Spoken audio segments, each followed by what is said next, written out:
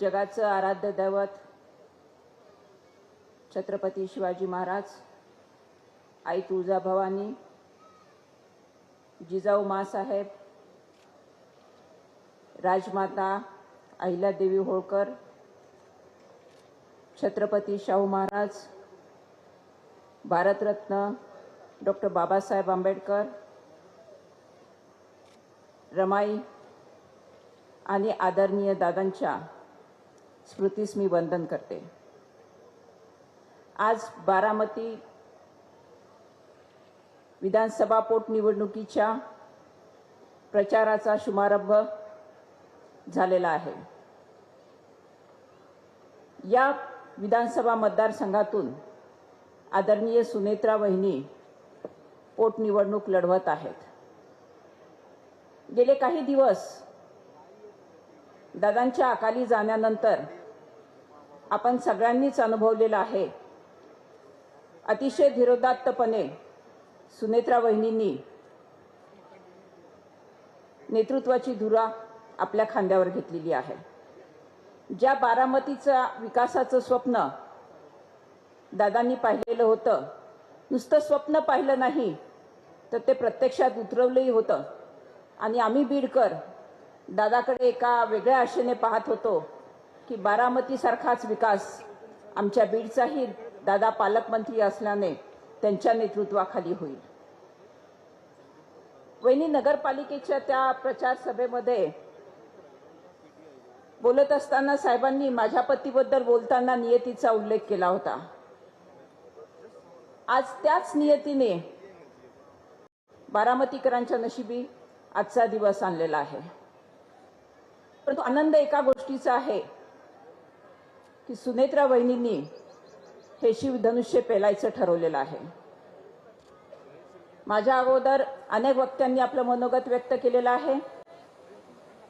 या राज्याने अनेक महिला विधिमंडळ सदस्य म्हणून पाहिलेल्या आहेत, मंत्री म्हणून पाहिलेल्या आहेत, परंतु या पुरोगामी महाराष्ट्राने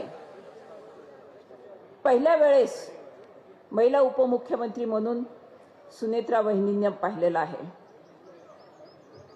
आणि म्हणून इथे माझी समस्त बारामतीकरांना एक आग्रहाची विनंती आहे। वहिनी तर निवडून येणारच आहेत, तुम्ही भरघोस मतांनी निवडूनही देणार आहात, परंतु नियतीने तुम्हाला ही संधी दिलेली आहे। या मतदारसंघातून सर्वाधिक मताधिक्य घेणारा उमेदवार म्हणून आदरणीय सुनेत्रा वहिनी असणार आहेत आणि ती जबाबदारी तुमच्या खांद्यावरती आहे। मला 100% खात्री आहे, यात तुम्ही तसूभरही कमी पडणार नाही आहात। आणि वहिनींच्या या विजयामध्ये एक खारीचा वाटा म्हणून शिवसंग्राम आपला जाहीर पाठिंबा वहिनींना इथे देत आहे।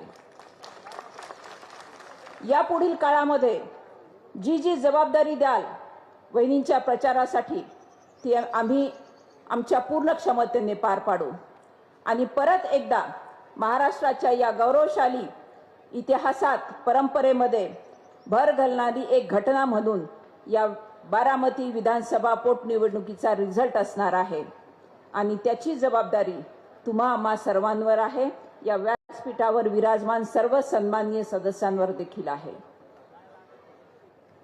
एका विपरीत परिस्थितीमध्ये वहिनींनी घेतलेली ही नेतृत्वाची जबाबदारी आहे। यापुढील काळामध्ये देखील त्या अतिशय सक्षमपणे त्या पार पाडणारच आहेत।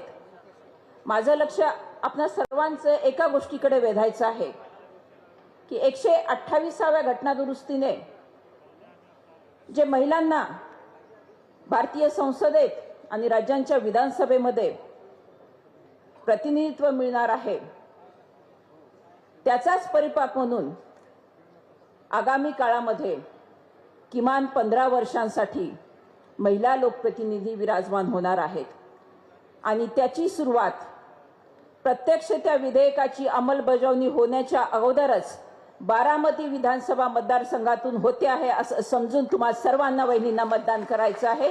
एवढं मी या प्रसंगी आवाहन करते आणि थांबते। जय हिंद, जय महाराष्ट्र।